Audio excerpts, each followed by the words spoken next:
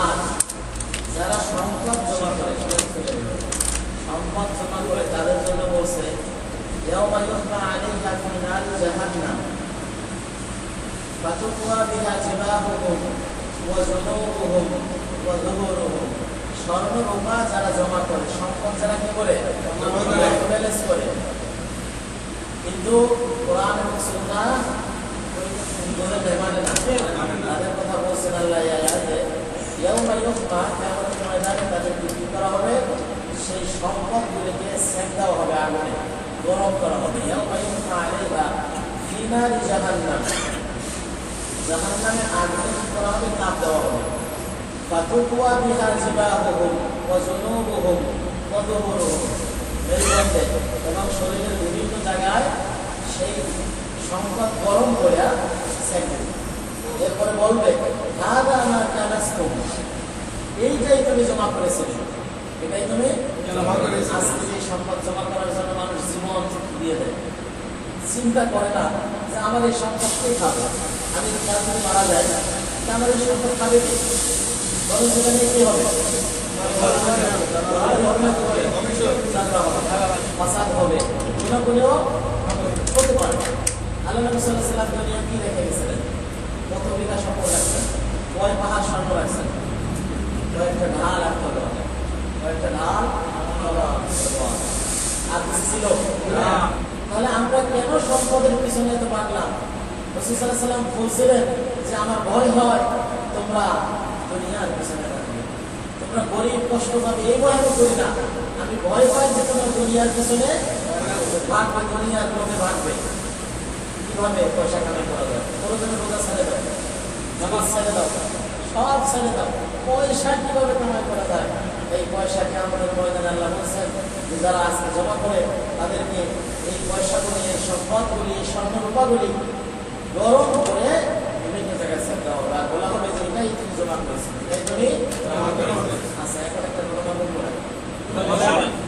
আমার এক উস্তাদ, ওনার ওয়াইফ বড় মেয়েদেরকে কোরআনের দাস দেয়।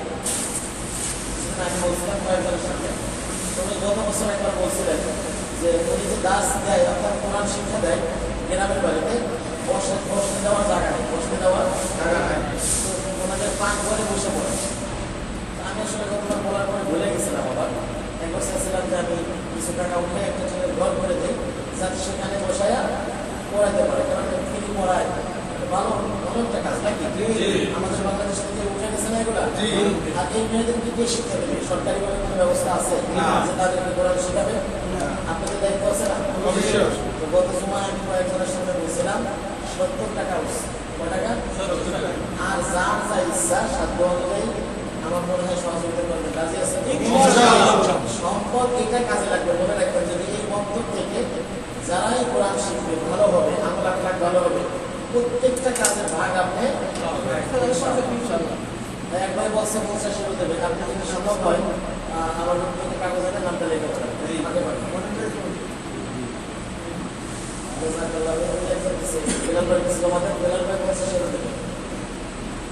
আমি আসলে আমার সাধ্য অনুযায়ী কিছু ছবি করছি, কারণ আমার অনেক কিছু দেওয়া সম্ভব নয়।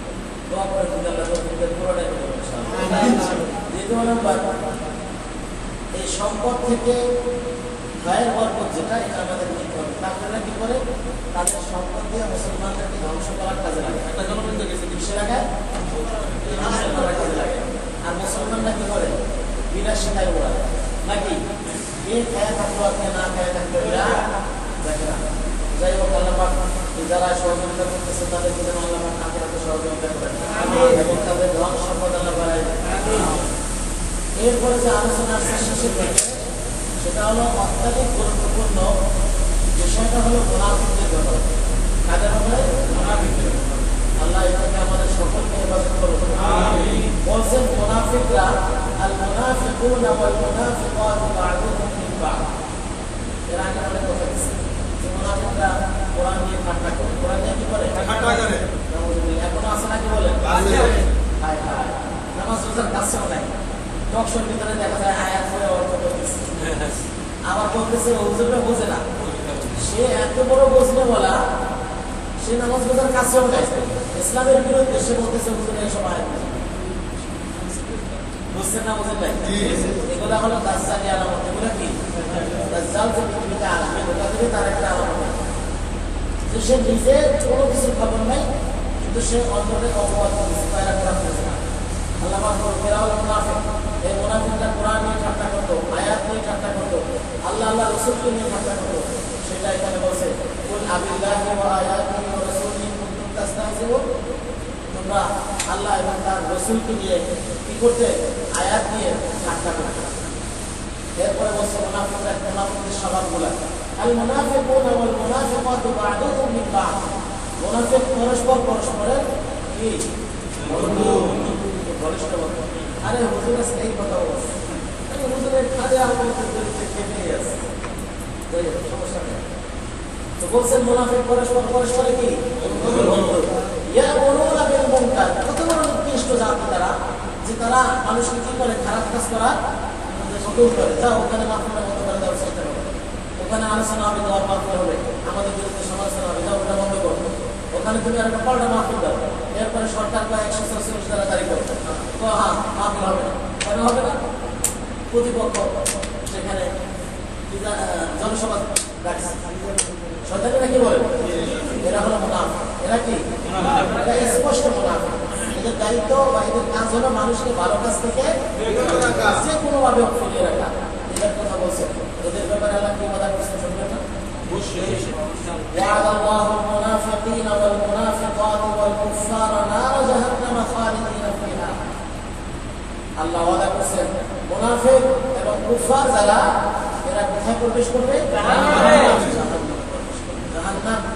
মুনাফিকদের কথা আসছে অন্য আয়াতে, ইন্নাল মুনাফিকিনা ফি দারকিল আসফালি মিনান নার। মুনাফিকদের স্থান হলো সবচেয়ে জাহান্নামের সর্বনিম্ন স্তরে। যেই জাহান্নামের মুখ থেকে একটা পাথর ফেলাইলে 70 বছর নিচে যাইতে লাগে। কাফেরের কথা বলেন না যে কাফের নিচে যাবে। মুনাফিক বড় খারাপ। এরা ইসলামের ভিতরে থেকে মসজিদে জমা করতে আসে, ইমাম কি বললো, সরকারের বিরুদ্ধে কি বললো, এটা করতে। তুমি সরকারকে এত ভালোবাসো, কি দিয়েছে তোমাকে? সরকার তোমাকে কি দিছে? সেই বড় আরামে আছে, অনেক সুখে আছে, তোমাকে কি দিচ্ছে? তুমি কেন তার পেছনে ভাগছো? সে সুযোগ পাইলে তোমাকে মেরে দেবে নাকি? তুমি সেই দল করো, ওই দলের বিরুদ্ধে একবার একটু বলে দেখবা যে আজকে যেমন 7 জনের হয়েছে না, তোমার করবে কি পাইলাম? আল্লাহর জন্য যদি তুমি জানতে পারো তাহলে নিশ্চিত তোমার সেটা তোমার দেখে ইসলামের সামনে তেলাওয়াত করছে। যাই হোক, আল্লাহ পাক এর পরে বলছেন মুমিনদের গুণগুলা, বলছেন মুমিনরা ওয়াল মুমিনুনা ওয়াল মুমিনাতু বা'দুহুম আউলিয়াউ বা'দ। মুমিন পরস্পরের বন্ধু। মুমিন পরস্পরের বন্ধু। কি করে? ইয়ামুরুনা বিল মা'রুফ, সৎ কাজের আদেশ করে। আমরা মুমিন হতে রাজি আছি ইনশাআল্লাহ। এখন থেকে ইনশাআল্লাহ আমরা সৎ কাজের আদেশ করব ইনশাআল্লাহ। বাতিলের সফর করব না, বাতিলের কাজ করব না, সেখানে বাতিলের আলোচনা সেখানে বসবো না। আল্লাহ তুমি কবুল করো, আমিন। মুমিনদের গুণ বলছে যে ওয়াল মুমিনুনা ওয়াল মুমিনাতু বা'দুহুম আউলিয়াউ বা'দ ইয়ামুরুনা বিল মা'রুফ ওয়া ইয়ানহাউনা আনিল মুনকার। তারা অসৎ কাজ থেকে বাধা দেয়, সৎ কাজের আদেশ দেয়, অসৎ কাজ থেকে বাধা দেয়। এরপরে কি করে? ওয়া ইউতুনা যাকাত, যাকাত আদায় করে, যাকাত জমা করে রাখে। যাকাত কি করে? আদায় করে। ওয়া ইউতিউনা আল্লাহ ওয়া রাসূলা, আল্লাহ এবং রাসূলের আনুগত্য করে, আল্লাহ এবং রাসূলের আনুগত্য করে। উলাইকা সায়ারহামুহুল্লাহ, আল্লাহ রাসূল অবশ্যই তাদের উপর আল্লাহ রহমত করবেন। ইন্নাল্লাহা আজিজুন হাকীম, নিশ্চয়ই আল্লাহ পরাক্রমশালী। এরপরে বলছেন এই মুমিনদের ব্যাপারে ওয়াদা, মুমিনদের ব্যাপারে ওয়াদা আছে না? জি। ওয়া'দাল্লাহুল মুমিনিনা ওয়াল মুমিনাতি জান্নাতিন তাজরি মিন তাহতিহাল আনহার খালিদিনা ফিহা ওয়া মাসাকিন তাইয়িবাতান ফি জান্নাতি আদন ওয়া রিদওয়ানুম মিনাল্লাহি আকবার যালিকা হুয়াল ফাওজুল আযীম। মুমিনদের ওয়াদা হলো তাদেরকে জান্নাতে প্রবেশ করাবে। তাদেরকে তাদের স্থান কোথায়? খালিদিনা ফিহা, সেখানে সারা জীবনের জন্য প্রবেশ করবে। ওয়া মাসাকিন তাইয়িবাতান, উত্তম স্থান, উত্তম বাসস্থান। ওয়া রিদওয়ানুম মিনাল্লাহি আকবার, আল্লাহর পক্ষ থেকে তাদের উপরে সন্তুষ্টি। এর চেয়ে বড় আর কি আছে? আর কিছু আছে? যালিকা হুয়াল ফাওজুল আযীম, এটা হচ্ছে সবচেয়ে মহা পুরস্কার। আল্লাহ পাক আমাদের নসিবটা দান করুন, আমিন। এরপরে শেষের দিকে গেছে, বলছেন ইন্নাল্লাহ হাশতারা মিনাল মুমিনিনা আনফুসাহুম ওয়া আমওয়ালাহুম বিআন্না লাহুমুল জান্নাহ। নিশ্চয়ই আল্লাহ মুমিনদের জান আর মালকে খরিদ করে দিয়েছেন, কিনে দিয়েছেন। আল্লাহ মুমিনের জান মালকে কিনে দিয়েছেন, বিনিময় কি দিয়েছেন? জান্নাত। বিআন্না লাহুমুল জান্নাহ, তাদের বিনিময় দিয়েছেন জান্নাত। এই জান্নাত পাইতে হলে আল্লাহর রাস্তায় থাকতে হবে, আল্লাহর দিন কায়েমের জন্য চেষ্টা করতে হবে। বাতিলের পাশে হাঁটিয়ে যদি বলে যে অমুক চরিত্র ফুলের মতো কঠিন, তাহলে ওই পা গ্রহণ করা লাগবে না, বাতিলকে সাপোর্ট করা যাবে না। ইনশাআল্লাহ আমরা সবাই রাজি আছি তো? ইনশাআল্লাহ। জান্নাত পাইতে হলে কি করতে হবে? এই যে বলছেন যে আল্লাহ হাশতারা, নিশ্চয়ই আল্লাহ খরিদ করেছেন মিনাল মুমিনিন, মুমিনদের, আনফুসাহুম জীবন, ওয়া আমওয়ালাহুম সম্পদ, বিআন্না লাহুমুল জান্নাহ বিনিময় দিয়েছেন জান্নাত। তারা কি করবে? ইউকাতিলুনা ফি সাবিলিল্লাহ, আল্লাহর দ্বীন কায়েম করার জন্য আল্লাহর রাস্তায় জিহাদ করবে। জিহাদ বুঝে? কোন জিহাদ? আল্লাহ নবী সাল্লাল্লাহু আলাইহি ওয়াসাল্লাম সশরীরে জিহাদ করছেন, তার দান মুবারক শহীদ হয়েছে, বেহুশ হয়ে পড়ে গেছেন উহুদের ময়দানে। এই কাফেররা আঘাত করছে, যে কাফেরদেরকে জাহান্নাম থেকে বাঁচাবার জন্য দাওয়াত দিচ্ছেন, তারা বুঝতে পারে নাই, সেই রাসূল বর্ণনা করেন নাই। আসার পরে বলছেন আল্লাহুম্মা গফির লাহুম ফাইন্নাহুম লা ইয়ালামুন, আল্লাহ তাদেরকে ক্ষমা করে দাও, তারা বুঝতে পারে নাই। রাসূলকে আঘাত করছে, বেহুশ হয়ে গেছে। বেহুশ আসার পরে বলছেন আল্লাহ তাদেরকে ক্ষমা করে দাও, তারা বুঝতে পারে নাই। এই অভ্যাস আমাদের ভিতরে হতে হবে, পরস্পরের খুব ঘনিষ্ঠ বন্ধু হতে হবে, যারা হক বলছে নাকি না সামান্য বিষয় নিয়ে লাগে যাবে। বোঝা করলেন কেন? দেন বসে ধরতে লাগে নাকি? খবরদার, মুমিনদের বন্ধুত্ব আল্লাহ বলছেন, মুমিনরা পরস্পরের একেবারে ঘনিষ্ঠ বন্ধু, রহমশীল, দয়াশীল, এরকম হতে পারে ইনশাআল্লাহ।